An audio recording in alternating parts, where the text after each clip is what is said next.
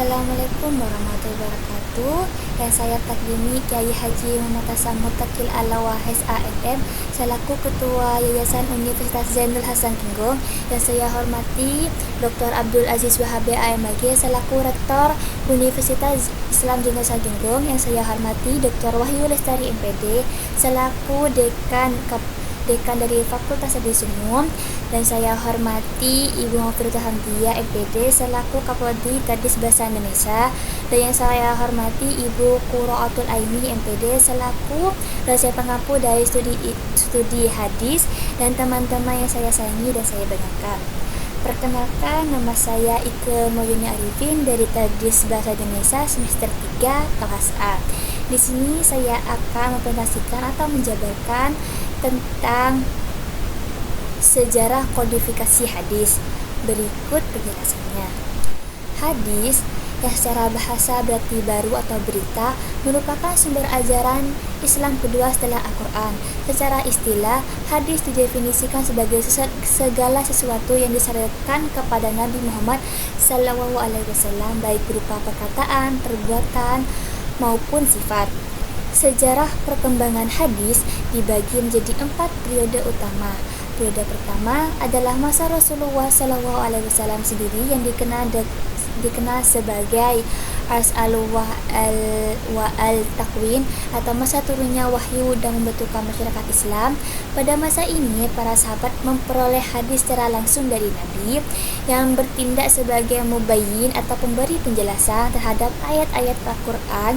Metode penyampaian hadis sangat beragam, mulai dari melalui majelis ilmu didar al-argam, pengajaran bertahap, menggunakan pendekatan yang halus dan jelas, memberikan suri tauladan, hingga melalui pidato di tempat terbuka seperti Haji Wada.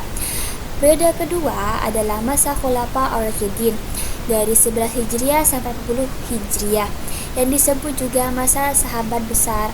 Pada masa ini, perhatian umum terfokus pada pemeliharaan Al-Quran sehingga periwayatan hadis masih dibatasi pada khalifah seperti Abu Bakar, Umar, dan Ali bin Thalib, menunjukkan kehati-hatian yang tinggi dalam menerima dan meriwayatkan hadis. Ali bin Abi Thalib bahkan meminta orang yang menyampaikan hadis untuk bersumpah bahwa hadis tersebut benar-benar berasal dari Nabi. Periode ketiga adalah masa tabi'in. Seiring dengan meluasnya wilayah Islam, para sahabat ahli hadis menyebar ke berbagai daerah, membuat hadis lebih mudah dipelajari. Para tabi'in mengoreksi hadis melalui pertemuan dengan sahabat, mencatatnya dan mengambilnya dari catatan atau tulisan yang sudah ada. Dan yang terakhir adalah periode keempat adalah masa tabi'in at-tabi'in, di mana cara periwayatan sudah menggunakan bilajfi, yaitu dengan lafaz, dan kodifikasi mulai dilakukan secara sistematis, meskipun hadis Nabi masih bercampur dengan perkataan sahabat dan tabi'in.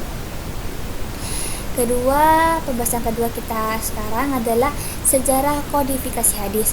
Kodifikasi hadis didefinisikan sebagai penghimpunan catatan hadis Nabi dari mushaf atau penulisan dan pembukuan secara resmi berdasarkan perintah khalifah. Upaya resmi ini didorong oleh kekhawatiran bahwa hadis Nabi akan hilang seiring dengan wafatnya para sahabat serta masa internal seperti munculnya hadis palsu akibat perpecahan umat.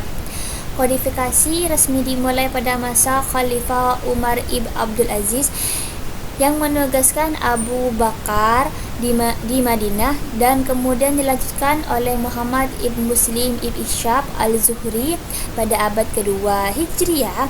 Pembukaan meluas ke berbagai kota oleh ulama seperti Imam Malik dengan karyanya Al-Muwatta, meskipun hadis masih bercampur dengan perkataan sahabat dan fatwa tabi'in.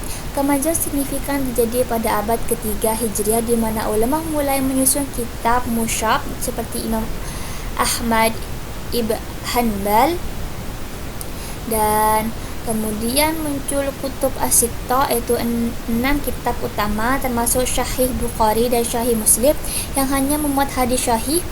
Periode ini juga ditandai dengan munculnya kritik matan dan sanad serta metode jar wa ta'dil sejak abad ke-12 Hijriah hingga saat ini. Fokus kegiatan utama bergeser pada membaca, memahami, melakukan takrij dan memberikan syarah atau ulasan terhadap kitab-kitab hadis yang sudah ada. Dan terakhir, pembahasan kita adalah tantangan hadis di era modern. Di era informasi digital, hadis menghadapi tantangan besar terkait integrasi atau keaslian dan orisinalitas, yaitu kredibilitas sumber, di mana kemudahan penyebaran informasi melalui media sosial dan online membuka peluang bagi tersebarnya hadis palsu atau tidak dapat dipertanggungjawabkan kebenarannya. Oleh karena itu, penting sekali untuk memverifikasi dan memvalidasi sumber hadis sebelum menerimanya. Masyarakat didorong untuk mencari dan mengadakan sumber-sumber hadis yang terpercaya dan diakui oleh ulama atau organisasi Islam. Begitulah penjabaran saya tentang sejarah kodifikasi untuk hari ini.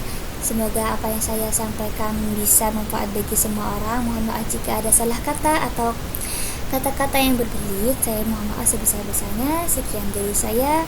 Wassalamualaikum warahmatullahi wabarakatuh.